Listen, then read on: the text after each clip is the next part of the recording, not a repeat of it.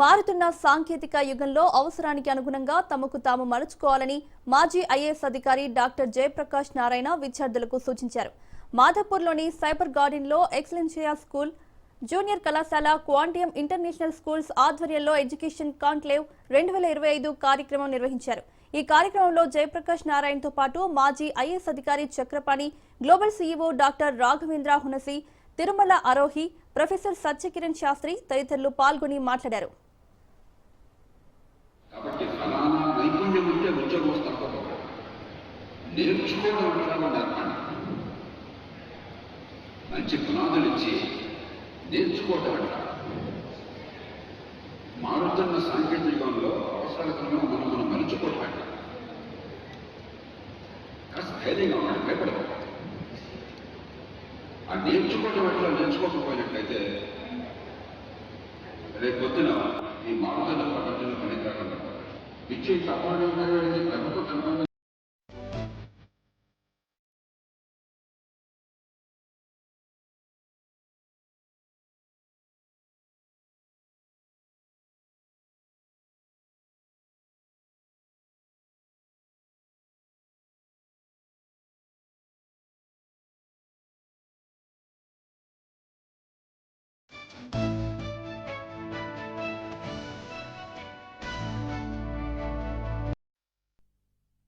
సంవత్సరాల నుంచి మన తెలంగాణలో ఎక్సలెన్షియా గ్రూప్ ఆఫ్ ఎడ్యుకేషనల్ ఇన్స్టిట్యూషన్స్, ఇంట్లో జూనియర్ కాలేజెస్, సిబిఎస్ఈ స్కూల్స్, అదేవిధంగా ఇంటర్నేషనల్ స్కూల్స్, ఇప్పుడు కొత్తగా మోకిలాలో క్వాంటియం స్కూల్, ఇవన్నీ కూడా అంటే దాదాపు ఒక 10,000 మంది విద్యార్థులు ఇప్పటి వరకు ఈ గ్రూప్లో చదువుకొని బయటికి వెళ్ళారు. అయితే భవిష్యత్ అంటే భావి తరాలకు, అంటే రేపటి సమాజానికి కొరకు building skills for tomorrow's world, అంటే రేపటి సమాజానికి ఏం కావాలంటే ఇప్పుడు మనం ప్రతి చోట కూడా ఏఐ అని వింటుంది. ఇంజనీరింగ్, ఒకప్పుడు ఉండే ఇంజనీరింగ్ వేరు, ఇప్పుడున్న ఇంజనీరింగ్ వేరు.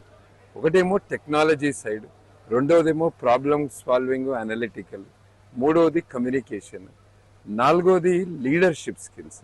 రేపంటే భవిష్యత్తులో టెక్నాలజీ రిలేటెడ్ వస్తున్న మార్పులు, వీటన్నిటిని దృష్టిలో పెట్టుకొని మన ఎడ్యుకేషన్ సిస్టంలో ఎటువంటి మార్పులు తీసుకురావాలి, ఎటువంటి చేంజెస్ తీసుకురావాలి.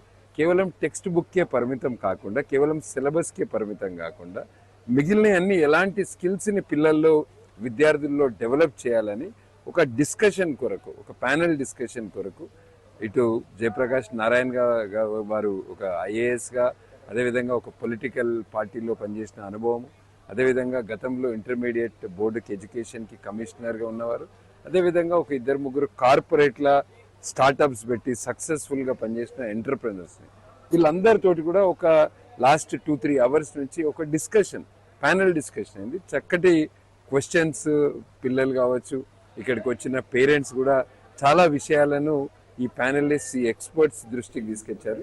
ఎక్స్పర్ట్స్ కూడా చాలా